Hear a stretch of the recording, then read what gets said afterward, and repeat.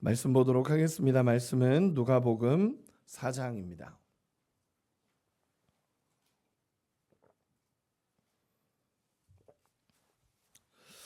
누가복음 4장 42절부터 44절까지 말씀 보도록 하겠습니다. 누가복음 4장 42절에서 44절까지 말씀입니다. 우리 다 같이 합독하도록 하겠습니다. 같이 읽겠습니다. 날이 밝음에 예수께서 나오사 한적한 곳에 가시니 무리가 찾다가 만나서 자기들에게서 떠나시지 못하게 만류하려 하매 예수께서 이르시되 내가 다른 동네들에서도 하나님 나라 복음을 전하여야 하리니 나는 이 일을 위해 보내심을 받았노라 하시고 갈릴리 여러 회당에서 전도하시더라. 아멘. 오늘 말씀 나누도록 하겠습니다. 오늘 말씀은 하나님 나라를 전하여야 하리니라는 제목으로 오늘 말씀을 나누도록 하겠습니다. 제가 요즘에 설교를 하면서 계속 외치는 단어가 있습니다. 그게 뭐냐면 하나님 나라입니다. 하나님 나라. 예수님께서 이 땅에 오셔서 가장 많이 얘기하시고 가장 강조하셨고 끝까지 말씀하셨던 주제가 뭘까? 또 성경을 읽는 사람이라면 정확하게 알 수 있는 주제 한 가지를 뽑으라 그러면 전 언제나 하나님 나라입니다. 하나님 나라. 누가복음 본문에 보면 예수께서 많은 병자들을 고치십니다. 지난주 말씀에 보면 예수님께서 많은 병자들을 고치시고 수많은 사람들이 예수님의 그 치유의 은사를 알고 치유하심을 알고 수많은 사람들이 예수님께 나와서 예수님 앞에 치유를 받습니다. 그리고 날이 밝고 나서 다음 날이 되자 예수님이 이제 그곳을 떠나시려고 합니다. 그때 사람들이 와서 예수님을 붙잡습니다. 예수님을 붙잡으면서 떠나시지 못하게 하려고 예수님 가지 않으시면 안 됩니까? 그러면서 붙잡습니다. 그때 예수님께서 내가 여기만 복음을 전할 것이 아니라 나는 다른 동네에 가서도 하나님 나라의 복음을 전하여야 하리니 나는 이 일을 위해 이 자리에 왔다라고 예수님께서 말씀해 주십니다. 우리 43절 한 절만 보도록 하겠습니다. 43절 한 절만 같이 읽겠습니다. 시작. 예수께서 이르시되 내가 다른 동네들에서도 하나님 나라 복음을 전하여야 하리니 나는 이 일을 위해 보내심을 받았노라 하시고 아멘. 예수님께서 이 일을 위해 보내심을 받았다라고 말씀하시는 정확한 메시지의 본문이 뭐냐면 하나님 나라입니다. 하나님 나라 전하려고 나는 이 땅에 왔다라고 예수님께서 말씀해 주시는 것입니다. 우리 성도님들 가운데 여기서도 십자가학교를 들으신 분들이 있는데 십자가학교 다음이 이제 하나님 나라 학교 한다라고 얘기했었잖아요. 그 본문이 그 시작되는 본문 하나님 나라 학교의 시작인 본문이 사실 오늘 본문에 나타난 이 내용입니다. 여러분 예수님의 메시지의 핵심은 언제나 하나님 나라셨습니다. 언제나. 이것은 성경을 읽는 사람이라면 사실은 정확히 알 수 있는 부분입니다. 예수님께서 만약에 누군가가 평생을 이 한 가지 주제를 가지고 외쳤다면 그 사람이 가장 가지고 있는 중요한 핵심 가치라고 이야기할 수 있을 것입니다. 예수님께서 이 땅에 공생애를 시작하시고 또 예수님께서 십자가 사역을 마치시고 부활하신 이후에도 계속적으로 외쳤던 한 가지 메시지는 하나님 나라입니다. 하나님 나라. 제 몇 구절만 읽어드리겠습니다. 마태복음 4장 17절에 보면 회개하라 천국이 가까이 왔느니라 라고 말씀하시고 또 마가복음 1장 15절에 보면 때가 찼고 하나님 나라가 가까이 왔으니 회개하고 복음을 믿으라 라고 예수님께서 말씀하십니다. 또 오늘 본문에서는 나는 이 하나님 나라를 전하기 위해 보내심을 받았다라고 말씀하시고 또 요한복음 3장 5절에 보면 이렇게 이야기하십니다. 예수께서 대답하시되 진실로 진실로 내게 이르노니 사람이 물과 성령으로 나지 아니하면 하나님 나라에 들어갈 수 없다 라고 예수님께서 하나님 나라에 대해서 말씀하십니다. 또 우리가 저도 몇 번이나 이야기했지만 사도행전 1장 3절에 보면 예수님께서 죽으시고 부활하신 이후에 이 땅에 40일을 계십니다. 40일을 계시는 동안에 예수님이 무엇을 하셨냐라고 얘기하면 사도행전 1장 3절에 이렇게 이야기되어 있습니다. 그가 고난받으신 후에 또한 그들에게 확실한 많은 증거로 친히 살아계심을 나타내사 40일 동안 그들에게 보이시며 하나님 나라의 일을 말씀하시니라. 아멘. 하나님 나라에 대해서 계속 이야기하십니다. 승천하시기 전까지 절대로 놓으실 수 없었던 주제, 이 땅에 오셔서 처음 시작하시면서 처음 공생애를 시작하셨고 승천하시기 직전까지도 절대로 놓지 않으셨던 주제 한 가지가 있다면 하나님 나라입니다.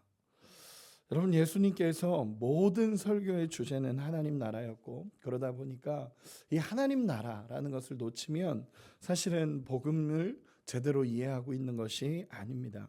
그렇기 때문에 이 하나님 나라에 대해서 우리는 이해를 해야 합니다. 그러면 이렇게 한번 물어보고 싶습니다.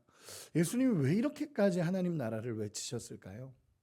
예수님께서 이 땅에 오셔서 외치시기 시작한 하나님 나라가 이제 승천하기 직전까지 예수님께서는 하나님 나라에 대해서 계속적으로 외치셨습니다.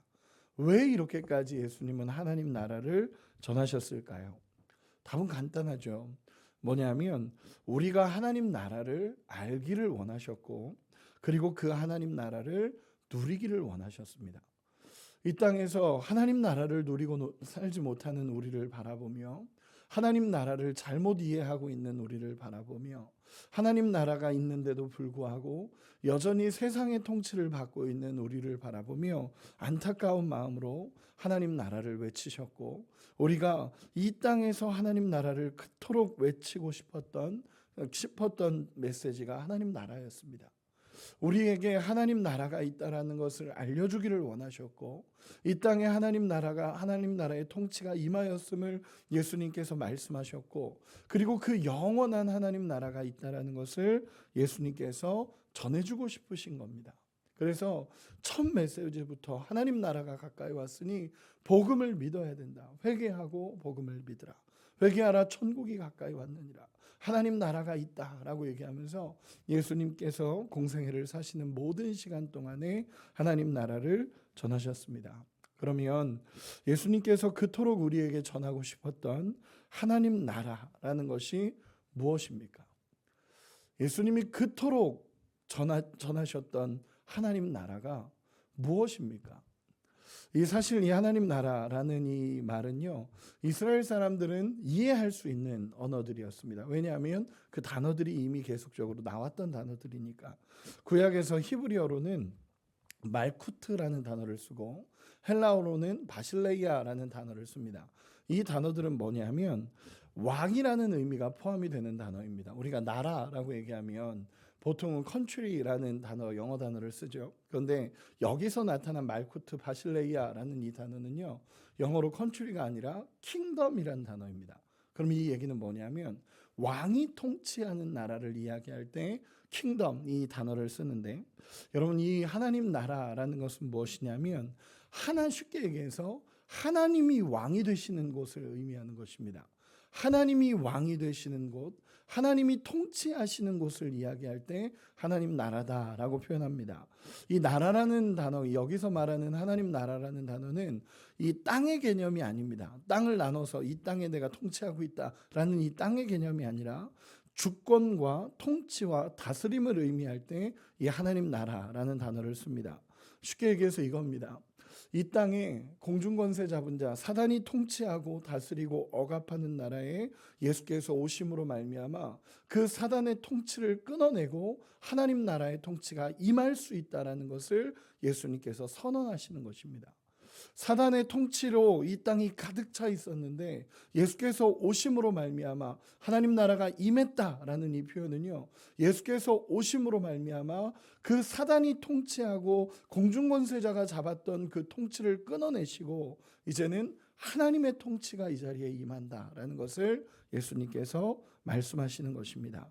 그래서 이 사단이 통치하는 왕국을 무너뜨리고 우리 주님의 자녀들을 해방시키시고 그 마음껏 은혜를 누리게 하시며 하나님의 통치 아래서 평안과 기쁨을 누리게 하시는 것이 이 하나님 나라의 임재라는 것입니다. 그래서 우리 주님은 그토록 우리에게 하나님 나라를 누려야 된다라고 얘기하시는 것입니다. 그토록 우리에게 하나님 나라가 있다라고 말씀하시며 이제 내가 이 땅에 오고 나서부터 하나님 나라는 시작됐고 영원히 완성될 하나님 나라가 있다라는 것을 예수님께서는 계속적으로 선포하신 것입니다. 사단이 통치하고 있는 이곳에서 하나님의 나라가 임하는 것입니다. 여러분, 우리가 그런 경험들 있지 않으십니까? 우리가 살아가다가 하나님의 임재를 깊게 경험하고 정말 기도하는 가운데 하나님의 통치가 우리의 삶에 경험되어져서 그 안에 누려지는 기쁨과 평강, 우리 경험해 보신 적 있으시죠? 새벽이라 대답이 없으시죠? 여러분, 경험해 본 적 있으시죠? 맞습니다. 우리도 경험해 본 적이 있죠. 왜냐하면 하나님의 임재가 우리 가운데 깊이 경험하기 시작하면요, 그 안에 하나님이 통치하시기 시작하는 하나님의 은혜가 임하는 것입니다. 여기서 우리가 막 은혜 받았습니다, 우리가 하나님의 임재를 경험했습니다, 이거를 신학적인 용어로, 또 우리가 지금 오늘 본문을 이해하는 용어로 하나님 나라가 우리 가운데 임하는 것입니다. 우리 주님의 통치가 우리 안에 임하는 겁니다. 그러다 보니까 두려움이 사라지고 사단에게서 왔던 모든 악한 권세가 끊어져 가면서 하나님의 통치가 우리의 삶에 임할 때 평강과 희락과 의가 누려지며 기쁨이 넘치는 것입니다. 이것이 우리가 맛보는 하나님 나라의 모습입니다. 상황과 환경은 바뀐 게 없는 것 같은데 우리의 마음에 하나님의 임재가 찾아오니까 정말 하나님의 역사가 우리의 삶에 넘쳐나는 것입니다.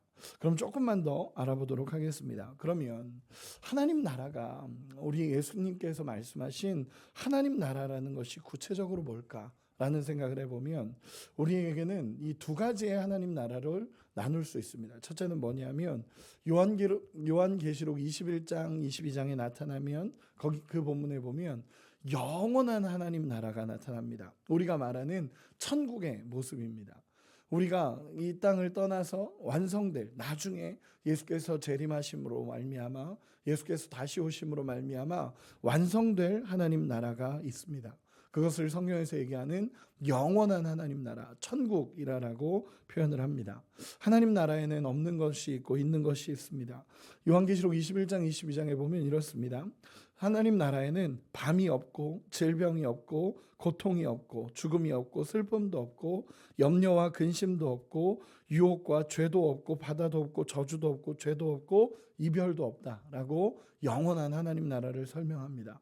그러면서 있는 것은 기쁨과 행복이 있고 아름다운 도성이 있고 아버지의 집이 있고 그리고 영원한 예수 그리스도가 계시는 곳, 하나님의 영광이 있고 의와 평강과 희락이 있는 그곳을 영원한 하나님 나라라고 얘기합니다. 이 땅에서 예수님을 믿음으로 말미암아 살아가다가 그 예수님께서 우리 마음에 들어오심으로 말미암아 누리게 될, 완성될, 믿는 자가 보게 될 영원한 하나님 나라가 있다라는 것을 성경에서는 계속 이야기합니다. 그 영원한 하나님 나라를 예수 믿는 자는 소유했다라고 분명하게 선언하십니다. 여러분, 영원한 하나님 나라가 있는 줄 믿습니다. 그 믿음으로 살아가는 은혜가 있기를 소망합니다. 그리고 영원한 하나님 나라가 있고요. 그리고 오늘 본문에서 또 얘기하시는, 우리에게 말씀하시는 또 하나의 하나님 나라가 있습니다. 우리 한 구절만 찾아보도록 하겠습니다. 누가복음 17장입니다. 누가복음 17장 20절 21절.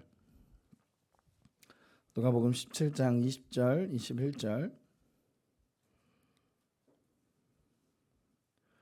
우리 같이 한 번만 읽어보도록 하겠습니다. 같이 읽겠습니다. 시작.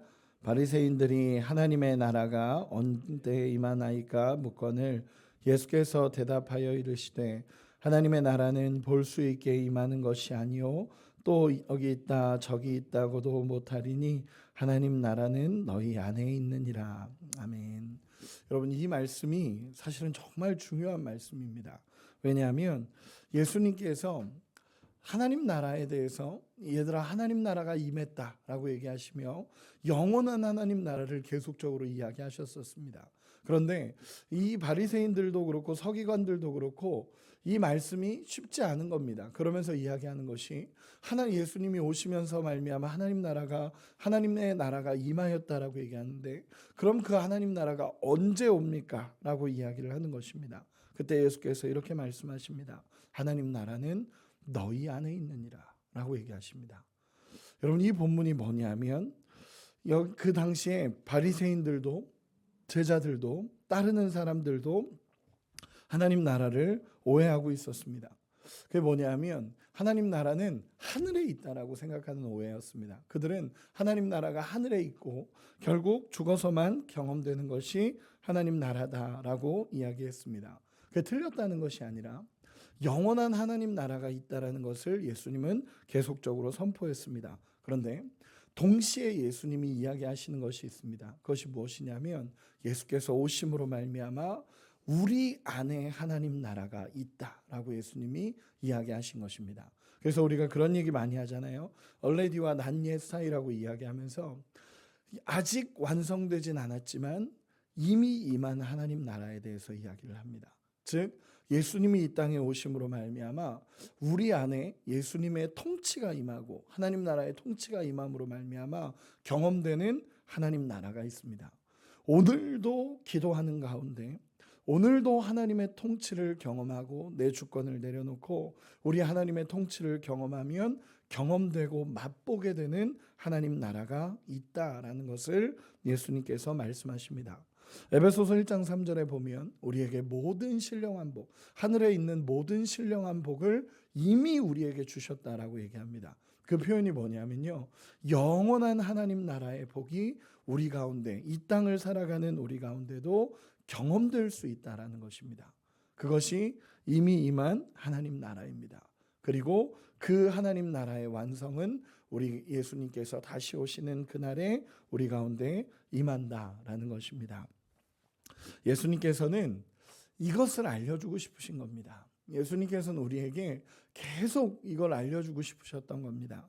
그러면서 지금 이 땅을 살아가며 아파하고 괴로워하고 무너져 있고 하나님을 바라보지도 못하고 있는 그들에게, 아니야 얘들아, 하나님 나라가 있어.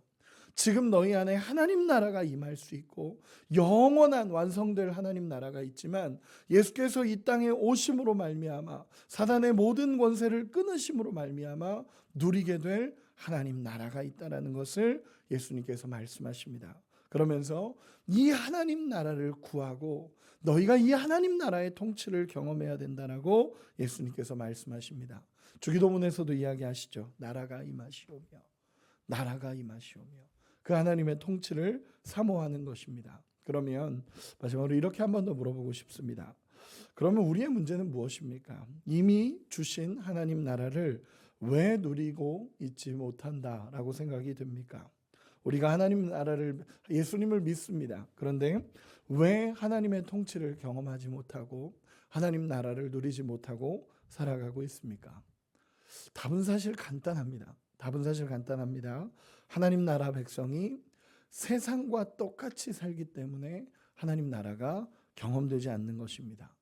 이미 예수님의 은혜로 말미암아 나에게 하나님 나라가 주어졌습니다. 그러면 그 하나님의 통치를 바라보며 하나님을 붙잡고 하나님의 은혜로 살아가야만 그 하나님 나라를 맛보고 경험하며 살아가는 것입니다. 그런데 하나님 나라를 믿는다라고 얘기하고 예수님을 영접했다라고 얘기하는데 하나님을 바라보고 은혜로 살아가는 것이 아니라 내 삶이 여전히 세상으로 살아가고 있다면 하나님의 통치가 우리 가운데 경험되지 않는 것입니다. 쉽게 표현해 볼까요? 내 방식과 내 마음대로 살아가니까 하나님의 통치가 임하지를 않는 것입니다. 여러분, 쉽게 얘기해서 기도하지 않는 겁니다. 쉽게 얘기해서 내 생각이 더 좋은 겁니다. 여러분, 그때는 하나님의 통치가 경험되지 않습니다. 내 삶에 왜 평안이 누려지지 않는가? 여러분, 우리의 삶의 방향을 잘 보아야 합니다. 우리 주님께서 계속적으로 선포하셨습니다. 하나님 나라가 임하였다. 그리고 영원한 하나님 나라, 완성될 하나님 나라가 있다라고 말씀하십니다. 그 이야기는 오늘 우리가 기도하고 주님을 붙잡을 때 하나님 나라가 우리의 삶에 임하는 것이고, 그리고 영원한 하나님 나라를 향해 달려가는 여정이 된다라는 것입니다. 여러분, 기독교는 관념적인 종교가 아닙니다. 이론적인 종교가 아닙니다. 하나님을 경험하는 것입니다. 하나님을 경험할 때마다 날마다 하나님의 통치가 임하는 것이고, 그 하나님을 경험할 때마다 하나님 나라를 맛보며 살아가게 된다라는 것입니다. 그러면 정말 마지막으로 한 가지만 딱 이야기하고 오늘 말씀을 정리하겠습니다. 사실 오늘 말씀에 지금 제가 말한 이 내용들은 굉장히 사실은 중요하고 몇 주에 걸쳐서 하나님 나라에 대해서 이야기할 때 나올 수밖에 없는 내용들입니다. 그러면 한 가지 이렇게만 하고 싶습니다. 여러분, 어떻게 하나님 나라를 경험하시겠습니까? 어떻게 하나님 나라를 오늘 이 시간에 소유하시겠습니까? 어떻게 하나님 나라가 우리의 삶에 경험될 수 있겠습니까? 우리 한 가지만 더 찾아보고 말씀을 정리하도록 하겠습니다. 로마서 14장 17절 한 절만 보도록 하겠습니다.